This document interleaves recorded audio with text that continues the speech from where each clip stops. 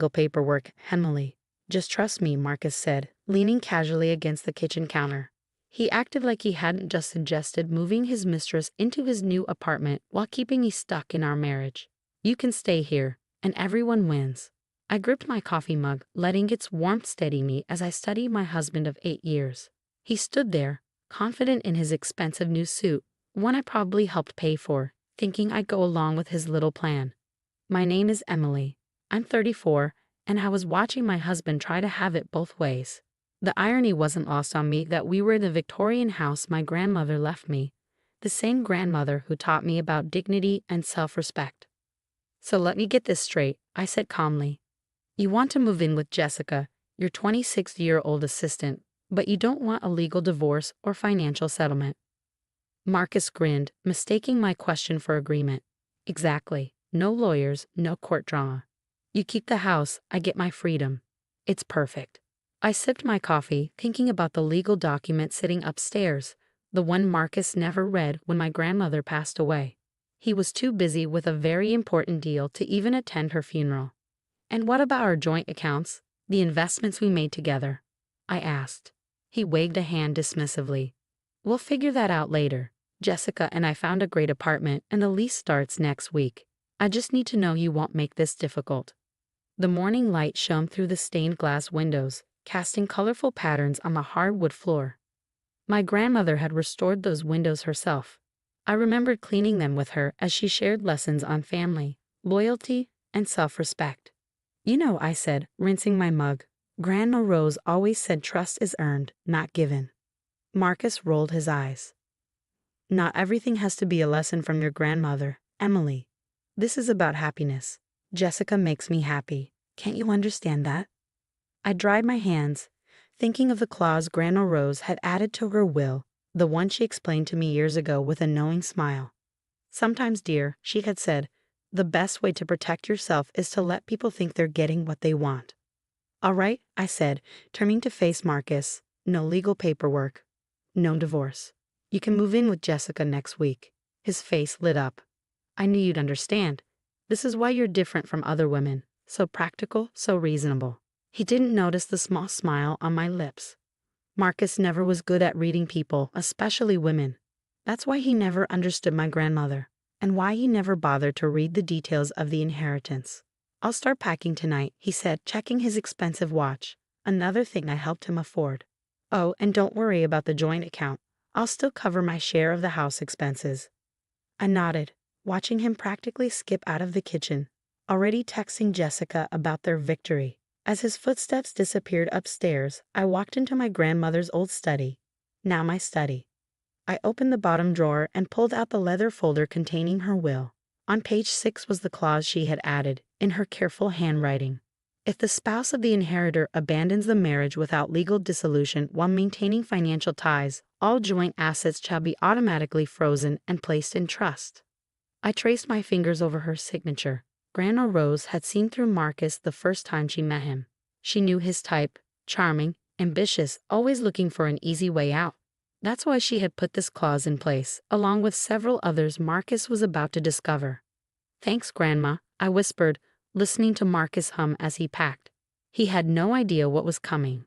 I picked up my phone and sent a quick email to Mr. Patterson, my grandmother's lawyer. It's time. Marcus is moving out Monday. Please proceed with Protocol R. His reply came within minutes. Everything is prepared, Emily. Your grandmother would be proud. I smiled, thinking about how shocked Marcus would be when he learned what keeping things simple really meant. From upstairs, I heard him laughing on the phone, probably with Jessica, celebrating his win. Let him laugh. Monday was coming. Monday arrived with a kind of crisp autumn air my grandmother had always loved. I sat in my study, watching through the window as Marcus loaded the last of his boxes into his BMW. He'd been cheerful all weekend, acting as if he were doing me a favor by leaving. I left my keys on the counter, he said, stepping back inside. I'll transfer my share of the house expenses tonight. See, we can be civil about this. I nodded. Of course.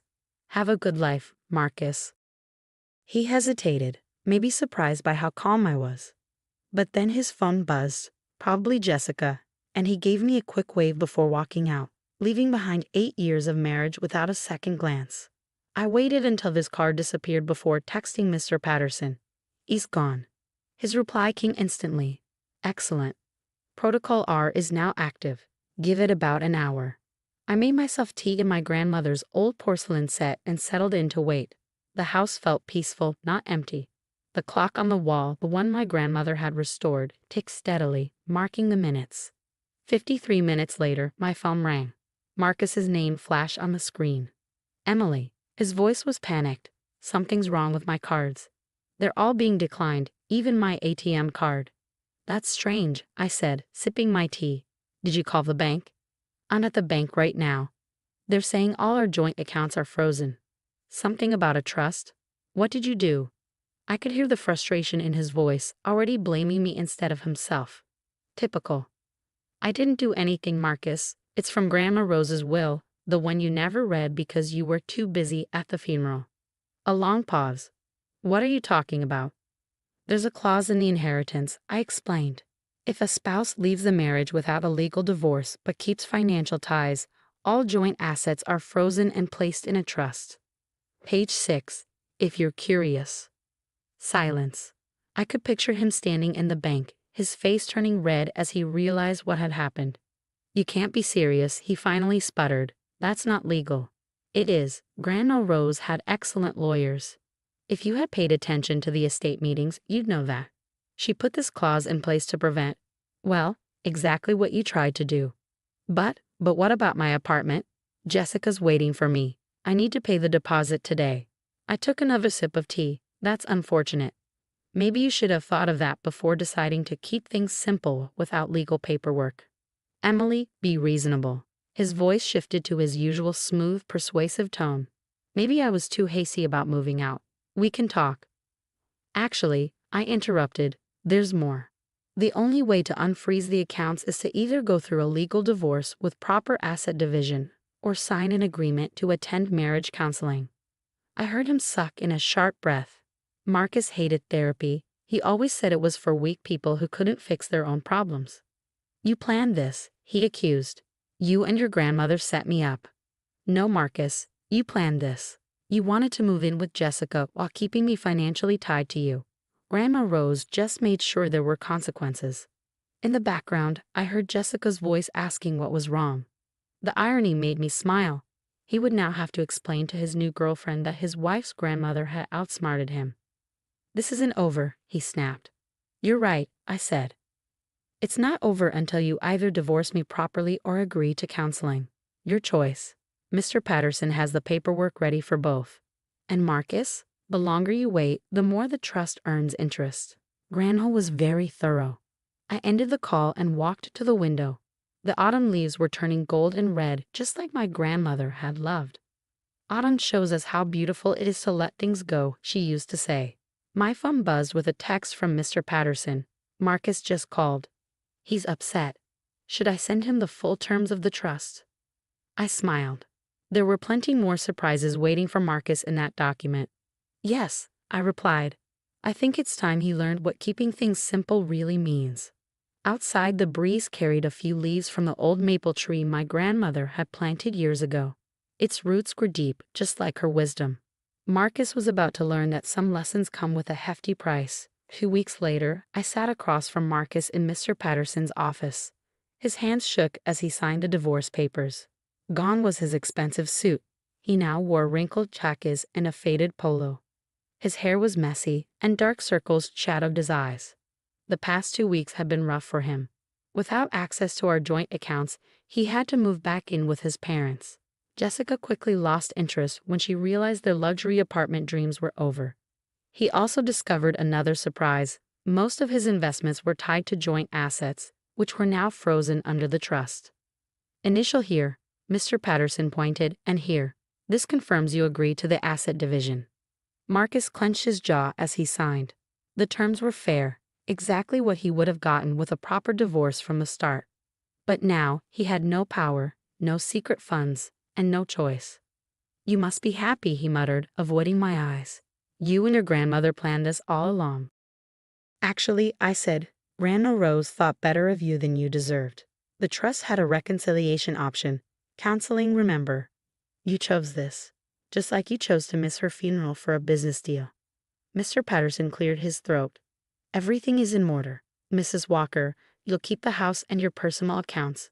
Mr. Walker, your share of the assets will be transferred within 48 hours. As we stood to leave, Marcus lingered at the door.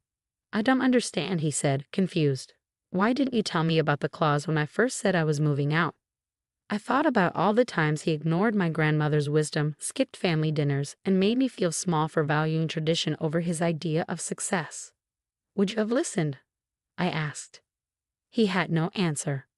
Walking out of the office, I felt lighter than I had in years. The crisp autumn air smelled of fallen leaves and new beginnings. My phone buzzed. A text from my best friend, Anna. Done? Ready for that bottle of wine? Come over, I replied. I have a story to tell you. That evening in my grandmother's, my study, Anna and I toasted to fresh starts. I told her everything, Marcus's plan, the trust clause, and his downfall. Your grandmother was brilliant, Anna said, raising her glass. She protected you even after she was gone. I smiled, touching the leather folder that held her will. She understood people better than they understood themselves. She saw through Marcus from the start. What about Jessica? Anna asked. Did she really dump him over the apartment? I laughed. Yep. She didn't want to live with his parents while he sorted things out. Last I heard, she's dating one of the partners at his firm. Karma, Anna grinned, pouring more wine. Looking around the study, I felt my grandmother's presence. The room held her favorite books, old photographs, and pieces of a life well lived. She always said real wealth wasn't just money. It was wisdom, self-respect, and knowing when to stand your ground. You know what's funny? I said, running a finger along the spine of her favorite book. Marcus kept saying he wanted to keep things simple. In the end, that's exactly what happened, just not the way he planned. Anna raised her glass. To Grandma Rose, the queen of long-game revenge. Not revenge, I corrected, smiling. Justice. She always said there's a difference. Later that night, after Anna left, I sat in my grandmother's rocking chair by the window. The moonlight streamed through the stained glass, casting soft patterns on the floor. In my hands, I held the last letter she'd written me. My dearest Emily, it read. Strength isn't about never getting hurt. It's about knowing how to protect yourself. Some people will take advantage of your kindness. Let them think they're succeeding, right up until they learn their lesson. I folded the letter and looked at her portrait. Her eyes twinkled with that mix of wisdom and mischief. Thanks, Grandma, I whispered, for everything. Outside, the autumn wind rustled through the trees, carrying away the last traces of my life with Marcus. Tomorrow would bring new challenges and new adventures. But tonight, I celebrated the wisdom of a woman who had known exactly what I would need, long before I did. Sometimes the best endings aren't about winning or losing. They're about knowing your worth and walking away from those who never saw it in the first place.